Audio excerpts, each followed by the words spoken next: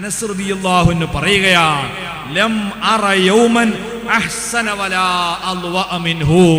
ഹബീബ് മദീനയിലേക്ക് വന്ന ആ ദിവസത്തേക്കാൾ ആഹ്ലാദഭരിതമായ ഒരു ദിനം മദീനയിൽ വേറെ ഉണ്ടായിട്ടില്ല.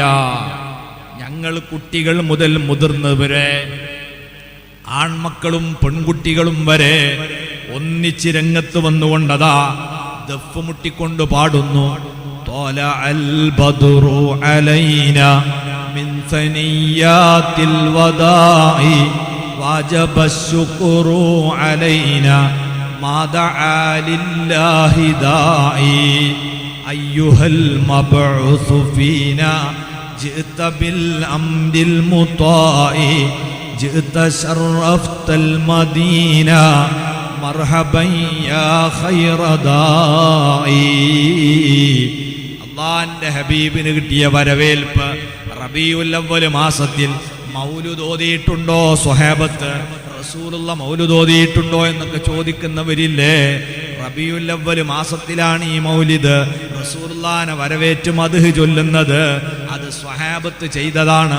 ഫത്ഹുൽ ബാരിൽ ഹാഫിദ് ഇബ്നു ഹജർ അസ്ഖലാനി റഹിമഹുല്ലാഹ് ഉദ്ധരിച്ചത് കാണാൻ കഴിയുകയാണ്. ഇത് റബീഉൽ അവ്വൽ മാസത്തിൽ മദീനയിലേക്ക് വന്ന മുത്തുനബിയെ മൗലിദിന്റെ വരികൾ ചൊല്ലി സ്വഹാബത്ത് സ്വീകരിച്ചതാണ്. അതിന് ഇനി വേറെ പ്രമാണം തേടി പോകേണ്ട ആവശ്യമില്ല.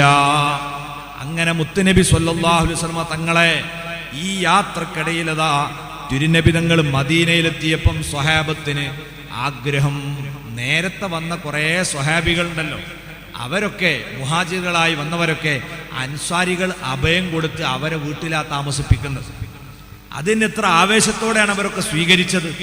എന്നാൽ മുത്തുനബി സ്വല്ലല്ലാഹു അലൈഹി വസല്ലം തങ്ങളെ എനിക്ക് കിട്ടണം, എൻ്റെ വീട്ടിൽ താമസിപ്പിക്കണം എന്ന് ആഗ്രഹിക്കാത്ത ഒരാളുമില്ല. അതിനുവേണ്ടി എല്ലാവരും പരമാവധി ഒരുങ്ങിയിട്ടുണ്ട്.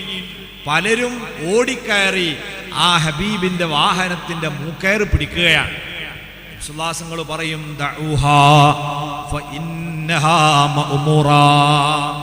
നിങ്ങൾ വിട്ടേക്കുക, ആ ഒട്ടകത്തിന് അള്ളാന്റെ നിർദ്ദേശമുണ്ട്. എവിടെയാണ് താമസിക്കേണ്ടതെന്നതിന് നിർദ്ദേശമുണ്ട്. കഴിഞ്ഞ ദിവസം നമ്മൾ ഓർമ്മപ്പെടുത്തിയ തുബ്ബ രാജാവായ തുബാൻ അസ്അദ് എന്നു പേരുള്ള രാജാവ്, തുബ്ബ രാജപരമ്പരയിലെ ഒന്നാമനാണത്രേ അദ്ദേഹം. നേരത്തെ മുത്തുനബിക്ക് വേണ്ടി നിർമ്മിച്ചു വെച്ച വീട് അബൂ അയ്യൂബ് അൽ അൻസാരി തങ്ങളെ കൈവശത്തിലാണ് ഇപ്പോഴുള്ളത്. ആ വീടിന്റെ മുമ്പിലെത്തിയപ്പോൾ മുത്തുനബിയുടെ ഒട്ടകം അവിടെ മുട്ടുകുത്തി. ആ വീട്ടിലാണ് നബി സല്ലല്ലാഹു അലൈഹി വസല്ലം താമസിക്കാൻ തെരഞ്ഞെടുത്തത്. അത്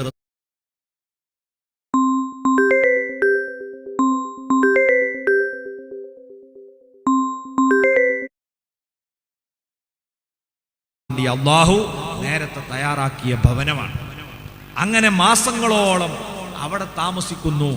സ്വഹാബത്ത് നബിയെ കാണാൻ അവിടെ വരുന്നു. ഇങ്ങനെ എല്ലാവരും ആഹ്ലാദത്തിലാണ്, സന്തോഷത്തിലാണ്.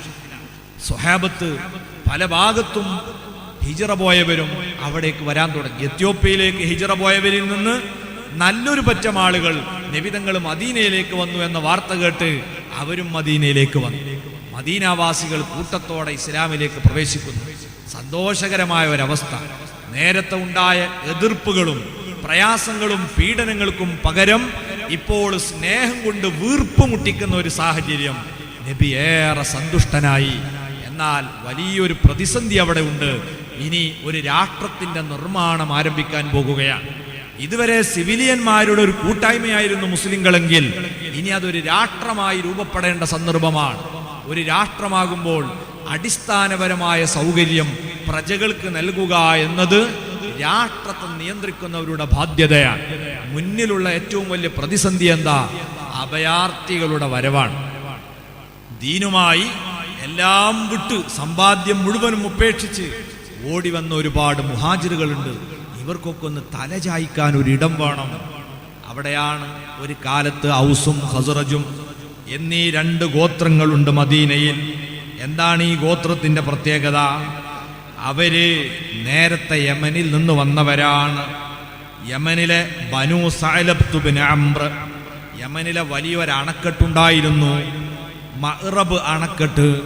ആ അണക്കെട്ട് തകർന്നപ്പോൾ ജീവിക്കാനുള്ള സാഹചര്യം നഷ്ടപ്പെട്ട് ആ നാട്ടുകാർ വിവിധ പ്രദേശങ്ങളിലേക്ക് ചേക്കേറിയ കൂട്ടത്തിൽ ബനൂ സഅലബത്ത് ബിൻ അംർ ഗോത്രക്കാർ അവര് മദീനയിലേക്ക് വന്നു. അന്ന് യസ്രിബ് എന്നാണ് മദീനയുടെ പേര്.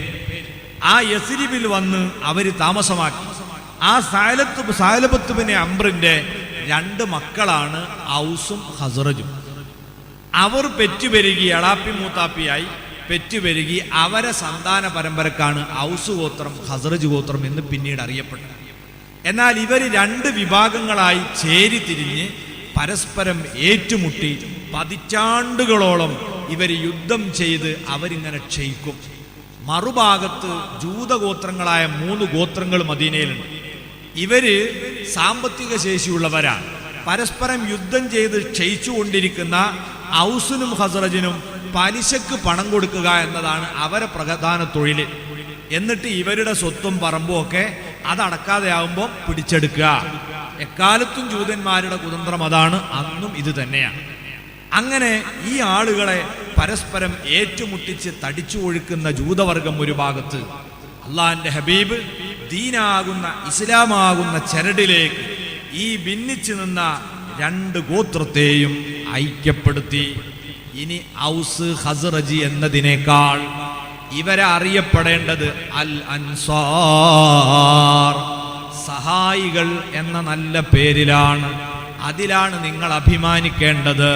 റസൂലുള്ളാഹി തറവാടിത്തത്തിന്റെ പേരിലുള്ള വർഗീയതക്ക് അവിടെ പിണ്ടം വെച്ച് അടക്കുകയാണ്. അവരെ അൽ അൻസാർ എന്ന ഒരു പൊതുധാരയിലേക്ക് കൊണ്ടുവരുന്നു.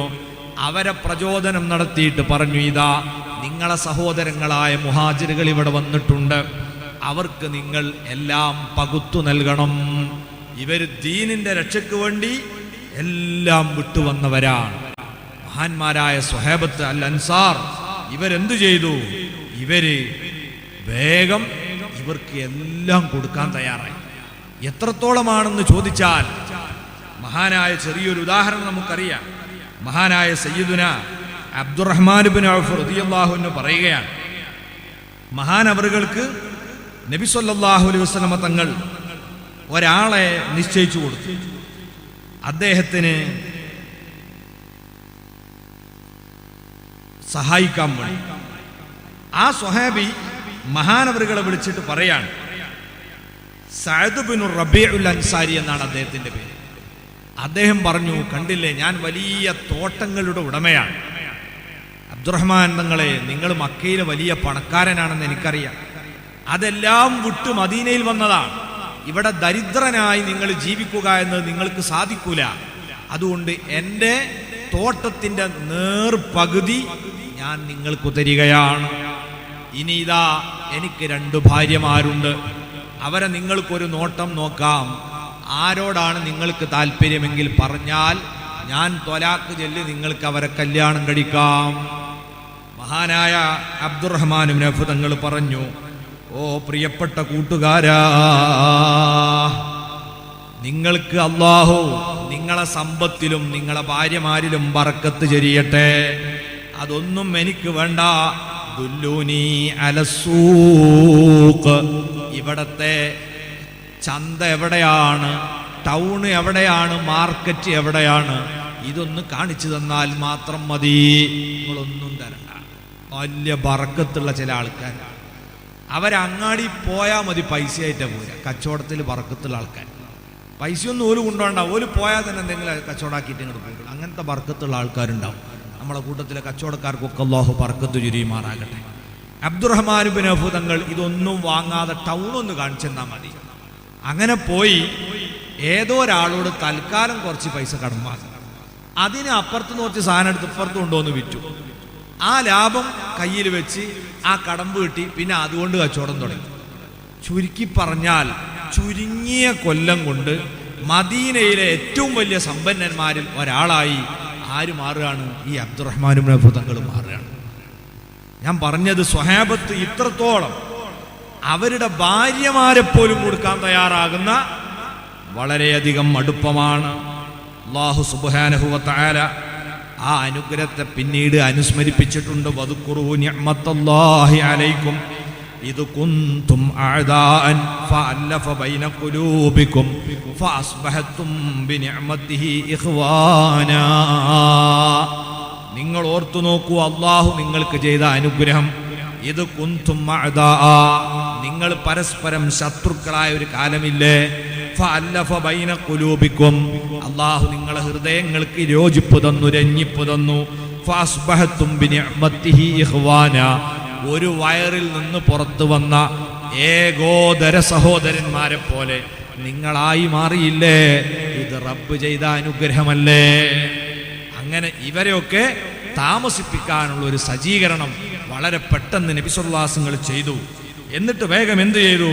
മഹാനായ സയ്യിദ് ബിൻ ഹാരിസത്ത് റളിയല്ലാഹു അൻഹു, അബൂ റാഫി റളിയല്ലാഹു അൻഹു, ഇവർ രണ്ടുപേരെയും രാത്രി മക്കയിൽ ചെല്ലാൻ വേണ്ടി കൽപ്പിച്ചു.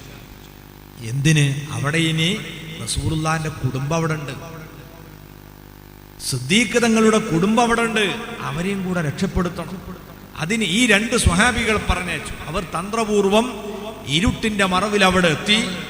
അങ്ങനെ പ്രവാചക കുടുംബാംഗങ്ങളായ മഹദിയായ റുഖയ്യ റളിയല്ലാഹു അൻഹ നേരത്തെ തന്നെ ഉസ്മാൻ ഇബ്നു അഫ്ഫാൻ തങ്ങളെ കൂടെ ഹിജ്റ പോയിട്ടുണ്ട്. സൈനബ് റളിയല്ലാഹു അൻഹയെ തന്റെ ഭർത്താവായ അബുൽ ആസ് തടഞ്ഞു വെച്ചു. അദ്ദേഹം മുസ്ലിം ആയിട്ടില്ല, അദ്ദേഹം മദീനയിലേക്ക് പോകാൻ ഭാര്യ അനുവദിച്ചില്ല, സൈനബ് ബി തടയപ്പെട്ടു.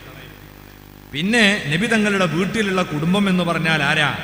ഒന്ന് ഭാര്യയായ സൗദ ബീവിയാണ്, മറ്റൊന്ന് ഉമ്മു ഐമൻ എന്ന അടിമ സ്ത്രീ, പിന്നെ ഉസാമത്ത് ബിൻ സൈദ് റളിയല്ലാഹു അൻഹു. ഇവരാണ് അവിടുന്ന് രക്ഷപ്പെടുത്തേണ്ടത്. ഇതുപോലെ അബൂബക്കർ സിദ്ദീഖ് തങ്ങളുടെ വീട്ടിൽ മകളാകുന്ന അസ്മയുണ്ട്, ആയിഷ ബീവിയുണ്ട്, അവരെ ഉമ്മ ഉമ്മു റുമാനുണ്ട്, അവരെയും രക്ഷപ്പെടുത്തണം. ഇവര് രണ്ടുപേരും പാതിരക്ക് പോയി വളരെ തന്ത്രപൂർവം ശത്രുക്കളെ കണ്ണിൽപ്പെടാതെ അവരെ രക്ഷപ്പെടുത്തി മദീനയിലെത്തിച്ചു. അൽഹംദുലില്ലാഹ്, നബിതങ്ങൾക്ക് സമാധാനമായി. അങ്ങനെ മുത്തുനബിതങ്ങൾ ഇനി ഒരു രാഷ്ട്രത്തിന്റെ നിർമ്മാണത്തിന് വേണ്ടി അടിസ്ഥാനപരമായ പ്രശ്നങ്ങൾക്ക് പരിഹാരം കണ്ടു. ഇനി ഒരു രാജ്യത്തെ ജനങ്ങളെ ഒന്നിപ്പിച്ചു നിർത്തണം.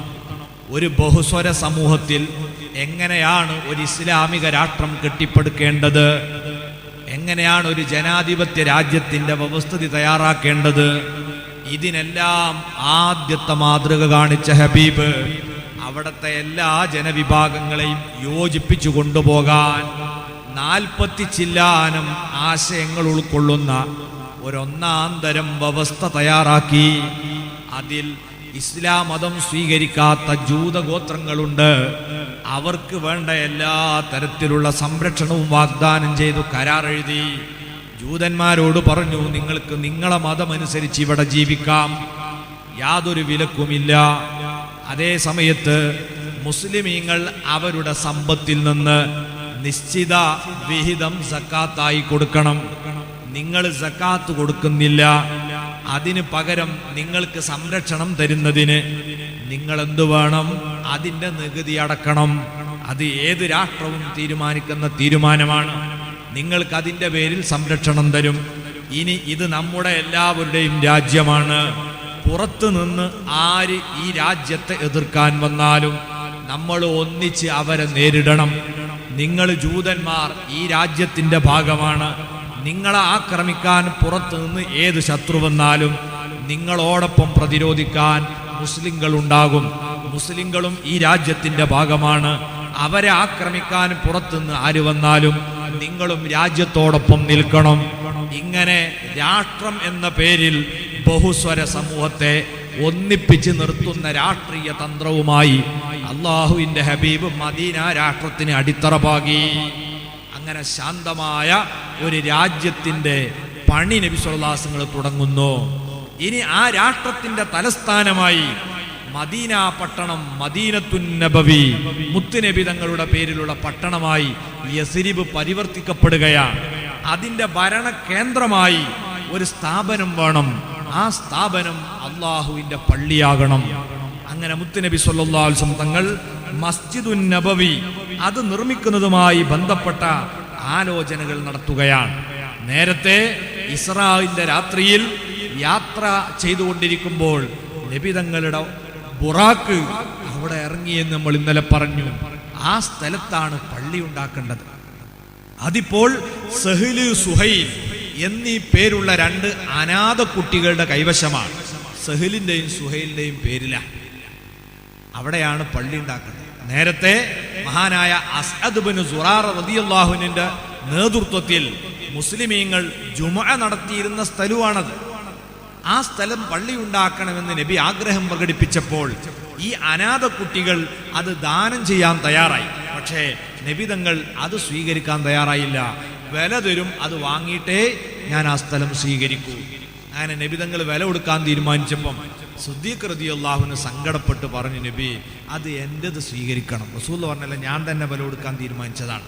സിദ്ദീഖ് തങ്ങൾ സമ്മതിച്ചില്ല. കൂട്ടുകാരന്റെ ശക്തമായ ആഗ്രഹം മാനിച്ച് ആ അവസരം സിദ്ദീഖ് തങ്ങൾക്ക് വിട്ടുകൊടുക്കുന്നു.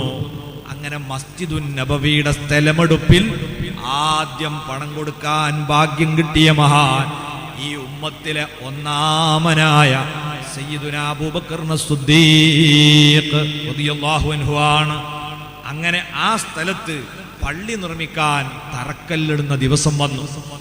ആദ്യം മുത്തുനബി സ്വല്ലല്ലാഹു അലൈഹി വസല്ലം ഒന്നാമത്തെ തറക്കല്ല് വെച്ചു, രണ്ടാമത്തത് സിദ്ദീഖ് തങ്ങൾ വെച്ചു, മൂന്നാമത്തത് ഉസ്മാൻ ബിൻ അഫ്ഫാൻ തങ്ങൾ, നാലാമത്തത് ഉമറുൽ ഫാറൂഖ് റളിയല്ലാഹു അൻഹു. മൂന്നാമത്തത് ഉമർ ഫാറൂഖ്, നാലാമത്തത് ഉസ്മാൻ തങ്ങൾ.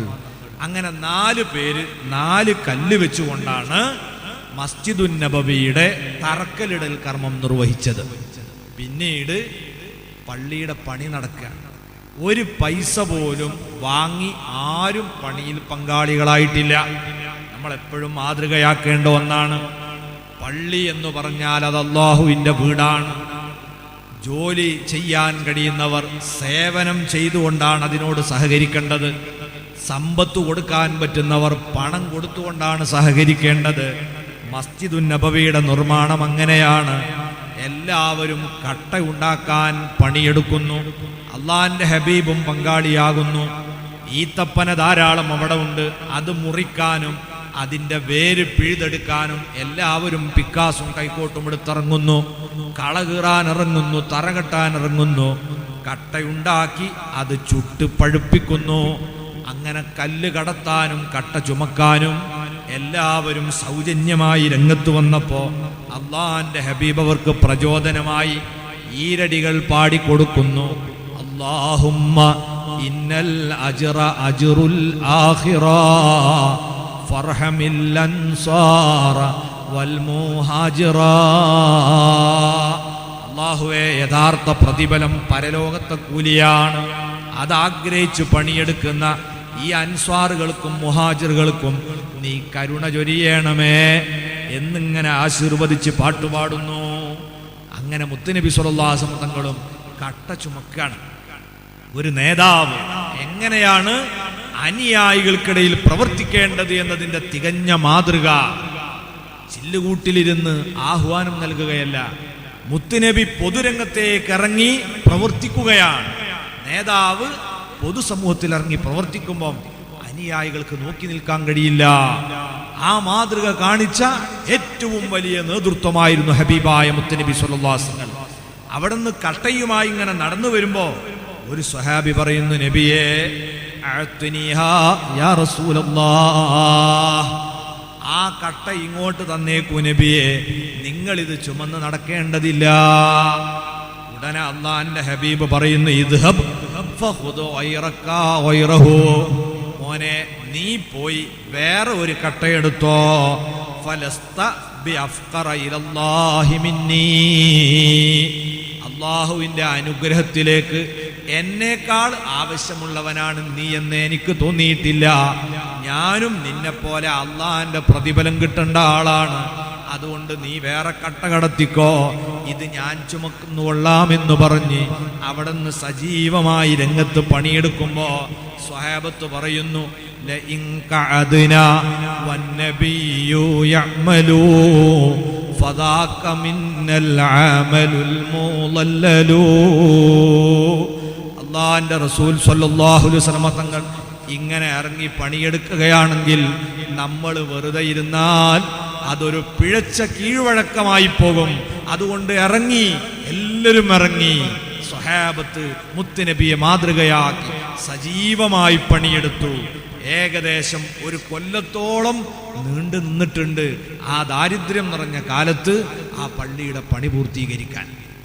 അങ്ങനെ നബി സല്ലല്ലാഹു അലൈഹി വസല്ലം പള്ളിയുടെ പണി പൂർത്തീകരിച്ചതിന് ശേഷം അബൂ അയ്യൂബ് അൽ അൻസാരി റളിയല്ലാഹുവിന്റെ വീട്ടിൽ നിന്ന് തന്റെ താമസം മസ്ജിദുൻ നബവിയിലേക്ക് മാറ്റി.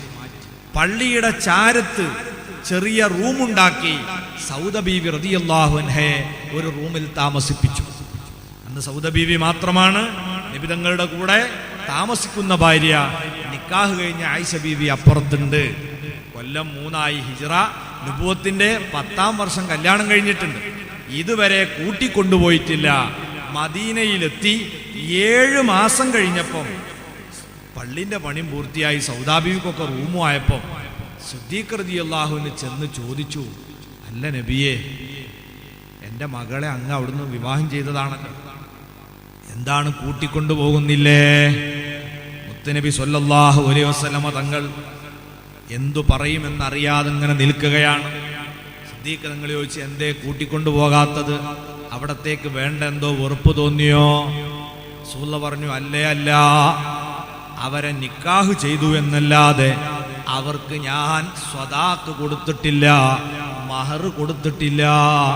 അതിനുള്ള കാശ് കയ്യിലില്ലാത്തത് കൊണ്ടാണ് ആയിഷയെ ഞാൻ കൂട്ടിക്കൊണ്ടുവരാതെ പോയത്. മഹാനായ സിദ്ദീഖ് തങ്ങൾ ഉടനെ തന്നെ അതാ 12 ചില്ലാനം ഊക്കിയ റസൂലുള്ളാഹിക്ക് നൽകുന്നു. ഏകദേശം 500 ദിർഹം.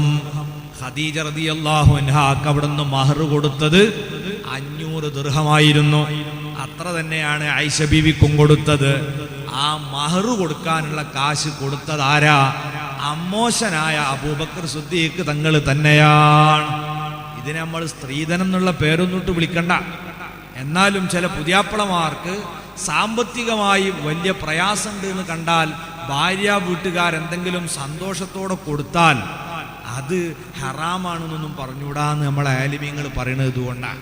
നബി സല്ലല്ലാഹു അലൈഹി വസല്ലം തങ്ങൾക്ക് മഹർ കൊടുക്കാനുള്ള കാശാരിന് കൊടുത്തതാണ്, അമ്മോശൻ തന്നെ കൊടുത്തതാണ്. എന്നാൽ ഇതിങ്ങനെ കച്ചവടത്തിന്റെ രീതിയിൽ അത്ര കിട്ടണം ഇത്ര കിട്ടണം എന്ന് പറഞ്ഞു വാങ്ങുന്നത് ഏതായാലും മതം പ്രോത്സാഹിപ്പിക്കുകയോ അംഗീകരിക്കുകയോ ചെയ്യുന്ന കാര്യമല്ല എന്നതും നമ്മൾ മറക്കരുത്. അങ്ങനെ സിദ്ദീഖ് തങ്ങളുടെ ഈ സഹായത്തോടെ അവിടുത്തെ ജീവിതത്തിലേക്ക് മഹദി അതാ പ്രവേശിക്കുന്നു. മഹദി പിന്നീട് പറഞ്ഞിട്ടുണ്ട്, എൻ്റെ കല്യാണം ബഹുരസമാണ്. നമ്മളൊന്നും മാതിരി പണ്ടേ കുറെ ആൾക്കാരോട് പറഞ്ഞ് വിളിച്ച് വലിയൊരു ഗംഭീരാക്കാനൊന്നുള്ള സാഹചര്യം അന്നില്ല. വിശ്വാസങ്ങൾ പറഞ്ഞിട്ടുണ്ട്, കല്യാണം നടത്തുമ്പോൾ സ്വകാര്യാക്കരുത്, നിങ്ങൾ പറയണം, ആൾക്കാരെ അറിയിക്കണം, ദഫ് മുട്ടണം, ഇതൊക്കെ കല്യാണത്തിന് സുന്നത്തൊക്കെയാണ്. പക്ഷേ ഇത് അങ്ങനത്തെ സന്ദർഭമല്ല. ഇത് വലിയ ജോലിയുള്ള, ഡ്യൂട്ടിയുള്ള, ഉത്തരവാദിത്വമുള്ള ഒരു സന്ദർഭമാണ്. അതുകൊണ്ട് വളരെ ലളിതമായ ചെലവ് കുറഞ്ഞൊരു കല്യാണമായതുകൊണ്ട് ആയിഷ ബീവി എന്നെ വിവരറിയണ എപ്പോഴാ? കളിക്കൂട്ടുകാരോടൊപ്പം ഊഞ്ഞാലിലാടുകയും പാവയെ കൊണ്ട് ഇങ്ങനെ കളിച്ചുകൊണ്ടിരിക്കുമ്പോൾ ഉമ്മയും മറ്റൊക്കെ വന്നിട്ട് ഇങ്ങോട്ട് വാ മോളെ എന്ന് പറഞ്ഞ് പിടിച്ചു കൊണ്ടുപോയി എന്നെ കുളിപ്പിച്ച് മുടിയൊക്കെ ചീകിത്തന്ന് പുതിയ വസ്ത്രം ധരിപ്പിച്ചപ്പോഴാണ് ഇന്നെൻ്റെ കല്യാണം എന്നുള്ള വിവരം ഞാൻ അറിഞ്ഞത്. അങ്ങനെ വളരെ ലളിതമായൊരു കല്യാണം. അതുകൊണ്ട് റസൂലുള്ളാഹി തങ്ങൾ തന്നെ പലപ്പോഴും പറയാറുണ്ട്, കല്യാണങ്ങളിൽ ഏറ്റവും ബർക്കത്തുള്ള കല്യാണം ഐസറുഹാ മുഅ്ന, ഏറ്റവും ചെലവ് കുറഞ്ഞ കല്യാണമാണ്. അതാണ് ഏറ്റവും ബർക്കത്തുള്ള കല്യാണം. ദൂർത്തടിക്കണ കല്യാണമല്ല. എല്ലാറ്റിലും മുത്തുനബി നമുക്ക് മാതൃകയാണ്. അതുകൊണ്ട് നബി സല്ലല്ലാഹു അലൈഹി വസല്ലം ആയിഷ ബീവിയെ വളരെ ചെറിയ ഒരു കല്യാണത്തിലൂടെ സ്വീകരിക്കുന്നു. അതോടെ മുത്തുനബി സല്ലല്ലാഹു അലൈഹി വസല്ലം ജീവിതത്തിലെ ഒരേ ഒരു കന്യകയായ ഭാര്യ അത് മഹദിയായ ആയിഷ ബീവി മാത്രമാണ്. ബാക്കിയുള്ളവരൊക്കെ വിധവകളായിരുന്നു. അതിനു മുമ്പ് വിവാഹം നടത്തപ്പെട്ടവരായിരുന്നു.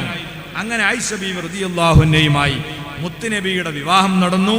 തിരുനബി തങ്ങളോടൊപ്പം പിന്നീട് അവിടുത്തെ വഫാത്ത് വരെ അവിടുന്ന് ജീവിച്ചിട്ടുണ്ട്. സൗദ ബീവിയാണ് ആയിഷ ബീവി റളിയല്ലാഹു അൻഹയുടെ ചക്കോളത്തി എന്ന് നമ്മളെ ഭാഷയെ പറഞ്ഞാൽ. അത് പ്രായവും പക്വതയുള്ള ഒരു ഭാര്യയാണ്. ഇത് എട്ടും പൊട്ടും തിരിയാത്തൊരു ഭാര്യയാണ്. ഒരു ഉമ്മയെപ്പോലെ ആയിഷ ബീവിക്ക് എല്ലാ പരിശീലനം കൊടുത്തത് ആരാ? സൗദ ബീവിയാണ്. അവരൊരിക്കലും 2 ഭാര്യമാർ പരസ്പരം ഉണ്ടാക്കുന്ന ഒരു ഈറയും ദേഷ്യവും പോരും കാണിച്ചിട്ടില്ല. അവർ ഉമ്മയും മകളും പെരുമാറുന്നത് പോലെ സ്നേഹത്തോടെയായിരുന്നു അങ്ങോട്ടും ഇങ്ങോട്ടും പെരുമാറിയത്. ഒരുപാട് സംഭവങ്ങൾ കാണാം. ഒരിക്കൽ മഹദിയായ ആയിഷ ബീവി റളിയല്ലാഹു അൻഹ പറയുന്നു, ഞങ്ങൾ റസൂലുള്ളാഹി എൻ്റെ വീട്ടിലേക്ക് താമസിക്കേണ്ട ദിവസം, അന്ന് ഒരു ദിവസം സൗദാ ബീവിയുടെ വീട്ടിലാണെങ്കിൽ അടുത്ത ദിവസം ആയിഷ ബീവിയുടെ വീട്ടിൽ ഇങ്ങനെ താമസിക്കുക. അപ്പം എൻ്റെ വീട്ടിൽ താമസിക്കേണ്ട ദിവസമായപ്പം ഞാനൊരു നല്ല പായസം ഉണ്ടാക്കി. നല്ല പായസം എന്ന് പറഞ്ഞാൽ ആയിഷ ബീവി ഉണ്ടാക്കണ 10-ാം വയസ്സിലെ പായസമാണ്. അപ്പം ഏകദേശം എത്ര ഉണ്ടാവും എന്ന് നമുക്കറിയാം. ഏതായിരുന്നാലും ആയിഷ ബീവിനെ പറ്റിയിട്ട് പറയുന്നുണ്ട്, ആസുങ്കല്ലിൽ ഇങ്ങനെ ഇരിക്കും അരി അരക്കാൻ വേണ്ടിയിട്ട്, റൊട്ടി ഉണ്ടാക്കാനുള്ളത്. അതിൻ്റെ ഇടക്ക് ഉറങ്ങിപ്പോകുന്നു. എന്നിട്ട് ആട് വന്ന് തിന്നുപോലിൻ്റെ ഇടക്കിടക്ക്. അത്രയും ചെറുപ്പാണല്ലോ ആള്. ഇതാണ് അവസ്ഥ.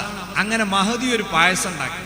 വീട്ടിൽ റൂമിൽ സൗദാ ബീവി ഉണ്ടപ്പം മുത്തനബി തങ്ങൾ വന്ന ഉടനെ എന്ത് ചെയ്തു? ആ പായസത്തിൻ്റെ ഓരോ ഗ്ലാസ് ഒന്ന് റസൂലുള്ളാഹിക്കും കൊടുത്തു, ഒന്ന് സൗദാ ബീവിക്കും കൊടുത്തു. നബി തങ്ങളത് വാങ്ങി സന്തോഷത്തോടെ അങ്ങനെ കുടിച്ചു. ആയിഷ ബീവി ഉണ്ടാക്കിയത്. സൗദാ ബീവി പറഞ്ഞ് ഇങ്ങനെ നോക്കിയിട്ട്, ഇത് എനിക്ക് വേണ്ടായിരുന്നു. അതാർക്ക് പിടിച്ചില്ല? ആയിഷ ബീവിക്ക് പിടിച്ചില്ല. അപ്പൊ ആയിഷ ബീവി പറഞ്ഞു അത് കുടിക്കണം എന്നാണ്.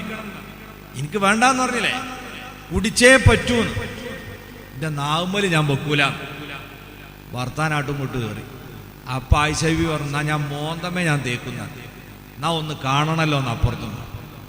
അവസാനം ഈ പായസത്തിന്റെ പാത്രമായിട്ട് ആയിഷ ബീവി സൗദാ ബീവിന്റെ അടുത്ത് കൂടുകയാണ് ഇത് മോന്തമ തേക്കാൻ. ചെറിയ ആളാണല്ലോ. റസൂലുള്ളാഹിന്റെ അടുക്കലേക്ക് സൗദാ ബീവി ഓടുന്നു. അള്ളാഹിന്റെ ഹബീബ് അവിടുത്തെ ഇരു കാലുകളും അകറ്റി വെച്ച് കൊടുക്കുന്നു, തല ഒളിപ്പിച്ചു വെക്കാൻ. അങ്ങനെ നബിതങ്ങളെ മടിയിൽ കൊണ്ടുപോയി തല പൂത്തി വെച്ചു സൗദാ ബീവി. ഇത് തേക്കാൻ വരികയാണല്ലോ. വലിയ വളവത്തിയാണ് ആയിഷ ബീവി. അടി കൂടെ കൈയിട്ട് മോന്തമ്മേ തേമ്പി കൊടുത്തു. അപ്പൊ അവിടുന്ന് എഴുന്നേറ്റ് പാത്രം തിരിച്ചു വാങ്ങിയിട്ട് കുറച്ച് അങ്ങോട്ടും തേമ്പി കൊടുത്തു. ഇത് രണ്ടും കണ്ട് നബി സല്ലല്ലാഹു അലൈഹി വസല്ലം ഇങ്ങനെ പൊട്ടി പൊട്ടി ചിരിച്ചു എന്നാണ്. കാരണം ഭാര്യമാരെ കുസൃതി നബിതങ്ങൾ ആസ്വദിച്ചതാണ്. ഇങ്ങനെയൊക്കെയുള്ള സന്തോഷത്തിന്റെ ജീവിതമായിരുന്നു അവരുടെ. ഇവർ തമ്മിൽ വലിയ ഐക്യമാണ്. അതുകൊണ്ട് തന്നെ പിൽക്കാലത്ത് പലപ്പോഴും സൗദ ബീവി എന്താ ചെയ്യാറുള്ളത്? ഞാനൊരു പ്രായമുള്ള പെണ്ണല്ലേ, റസൂലുള്ളാഹിന്റെ വിഹിതം ഓരോ ദിവസം ഓരോരുത്തർക്ക് ഇങ്ങനെ ഓരിച്ചു കൊടുക്കലാണ്.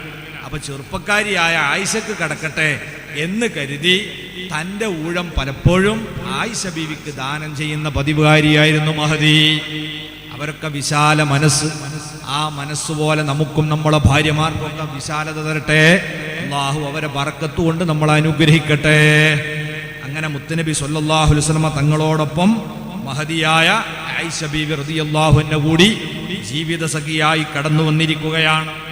വർഷം ഒന്ന് പിന്നിട്ടു. ഹിജ്റയുടെ 2-ാമത്തെ കൊല്ലമായപ്പോൾ അള്ളാഹിന്റെ ഹബീബ് സ്വല്ലല്ലാഹു അലൈഹി വസല്ലമയുടെ രാജ്യത്തെക്കുറിച്ച് പുറം ലോകം അറിയാൻ തുടങ്ങി.